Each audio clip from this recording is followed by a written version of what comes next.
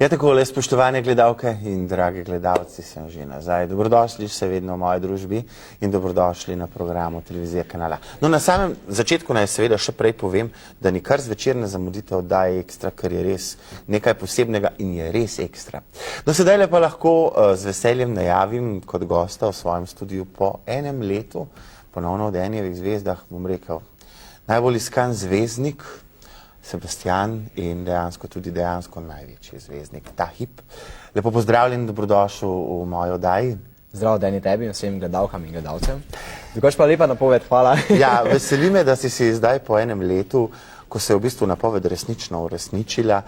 Škoda, da nimam tistega pokazanega, ko sva gledala takrat v karte. Vem, da sem ti napovedal bleščečo prihodnost v smislu tvojega početja. In dejansko se je to uresničilo. In zdaj v bistvu vem, najstnice, skratka, slovenska mladina nori za teboj. Iskan si, na vse kriplje se trudijo, da bi našli tvoj telefon, ga ne najdejo in tvoj telefon je res skrivnost, ravno tako, kako živiš in tako naprej.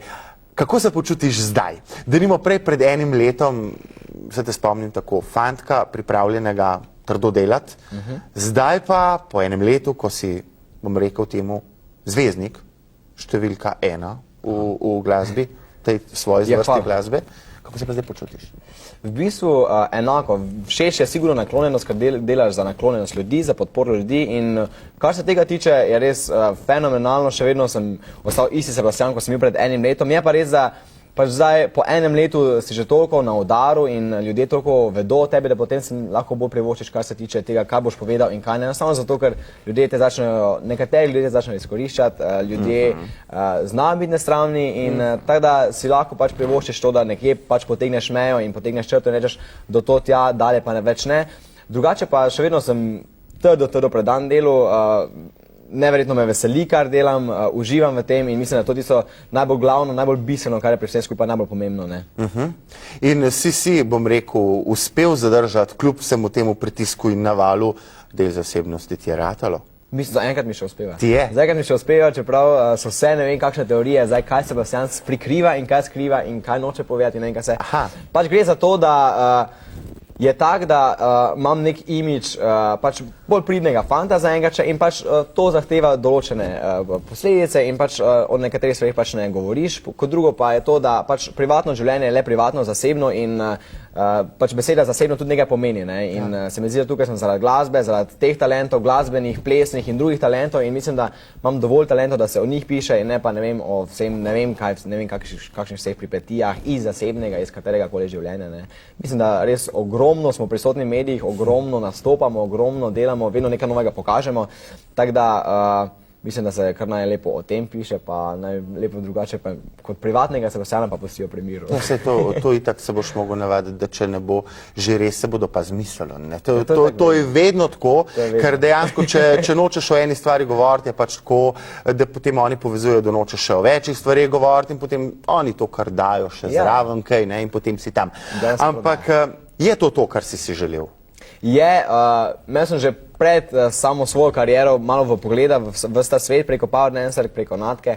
Drugače pa je to, kar sem si želel, je to, kar sem pričakoval, čeprav je še, mislim, da kar nekajkrat bolj naporno, kot sem pričakoval. Enostavno solo lovljenje terminov, vsa slikanja, nastopi, vedno nasmejan, vedno vesel, vedno dobre volje.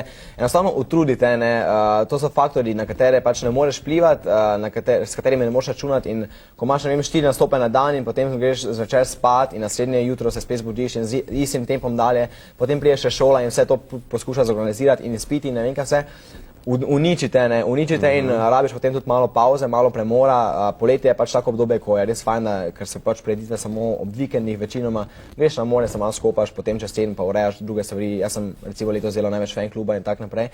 Tako da je fajn, da so obdobje, ko je res maksimalno našponano vse skupaj, pa so obdobje, ko je res malo bolj lagodno, da se lahko malo miriš, da še imaš malo časa za sebe. Kje pa energijo naberaš?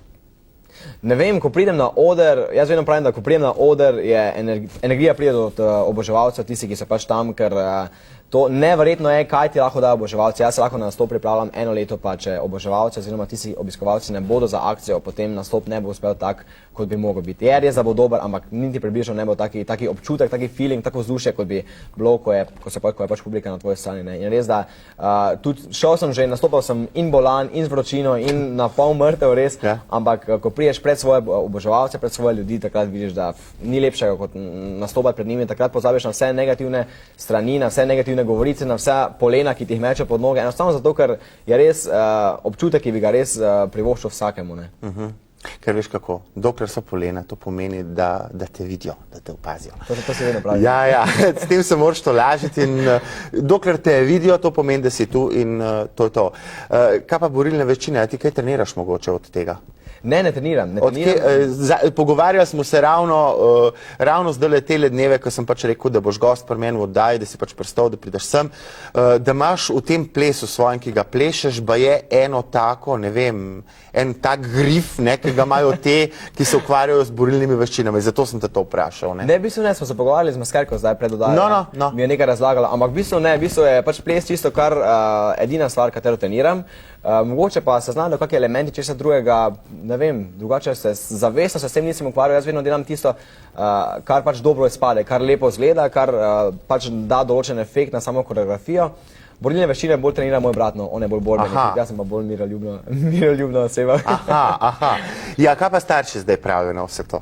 Ja, starši so ponosni. Starši so ponosni in me podpirajo in tudi so se samo čudili, ko sem tudi šolo zvozil, tako da je bilo treba. Rekli, da boš, ja. Tako da v bistvu sem presenečen nad samim sabo in oni so presenečeni nad mano.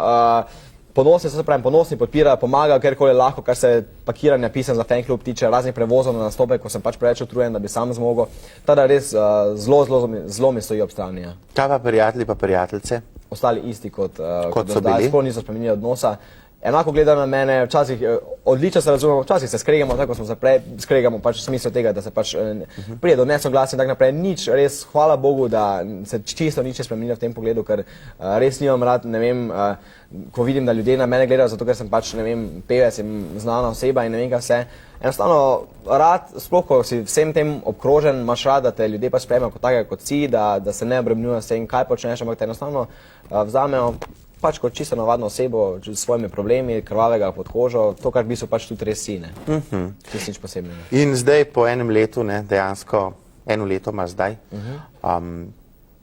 ja, kaj bi ti rekel na to medijsko življenje? Tvoj oseben, iskren odgovor. Zdaj si veliko doživel, videl si, kaj vse se piše, kako se piše, oziroma kakšen je ta način, oziroma kakšno je to življenje. Denimo, pri tvojih 21 letih, ne, kako zdaj na to gledaš? V bistvu so bili mediji vedno na moji strani, za kar se jim res najlepše zahvaljujem.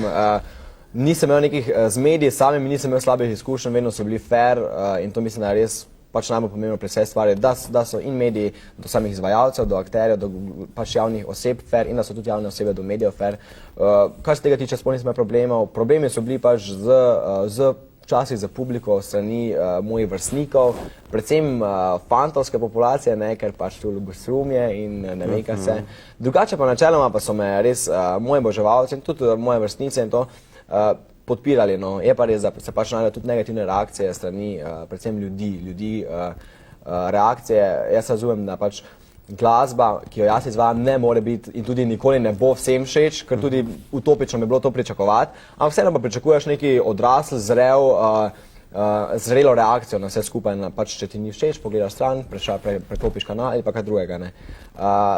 Normalno temu ni vedno tako, da se nekateri bolj primitivno in bolj neodraslo in bolj otročje odzovejo in to je tisto, kar je mene, pač, na čemer sem se jaz najbolj začudil, samo zato, ker ko se spomniš na to, da so pač to moji vrstniki, so to ljudje, ki bodo pač čez nekaj imeli svojo družino, svoje otroke in vzgajali pač naslednje generacije, si misliš malo, Madonna pa tu malo bolj odrasli, pa vseeno lahko bline.